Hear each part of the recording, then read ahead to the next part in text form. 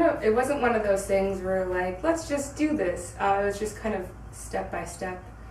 And then it went to, let's just do this. Yeah. So when Kristen, in one phone call, she's like, hey, why don't you move to DC?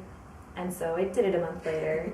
And we worked out of her apartment and just got more and more clients, which was awesome. People were really interested in bringing us the vintage and having us redo it so it fit them. And was a little more appropriate for the times. And then 3 months after I moved here, we were having champagne and cheese on her front steps in Shaw. And she was like, let's just open a store. And I was like, yeah. But once we both realized that we each wanted to have like an actual boutique and a sewing location, it was kind of hard to put that cat back in the bag. So we just kind of figured out actual like budget-wise like how to make it happen. I'm like, oh, we're gonna work all the time, but we love what we do, so we're gonna go for it.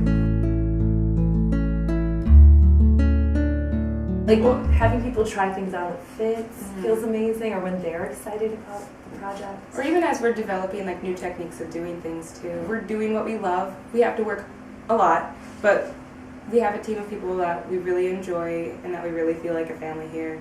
And we just love what we do. And it feels just right in so many ways. We've finally gotten to a point where, I don't know, I just feel really comfortable, be happy. We're doing really, I just feel really good to be here. Yeah. We're not your typical tailor. I think we were a bit of a novelty at first for some people. We have a different aesthetic, which is great, I think. We're clothing designers that we recycle all of our stuff. So all of our clothing designs we come up with are eco-friendly, whether it's working from surplus fabrics or ripping apart vintage garments or even just damaged garments or just anything from the thrift store.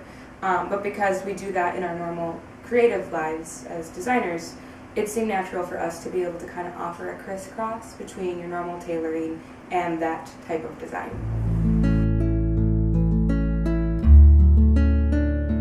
Just recycling as much as possible, just through fashion. Because some people, they come in and will redesign something, and the great part is some people don't even consider that recycling. We know it is, but we don't like to like shove it down people's throat, where it's like, oh, and by the way, that was eco-friendly.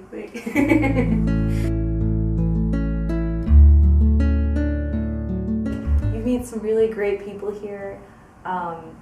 It's a young city, which I like too. There's tons of people our age and getting excited about things. I don't know.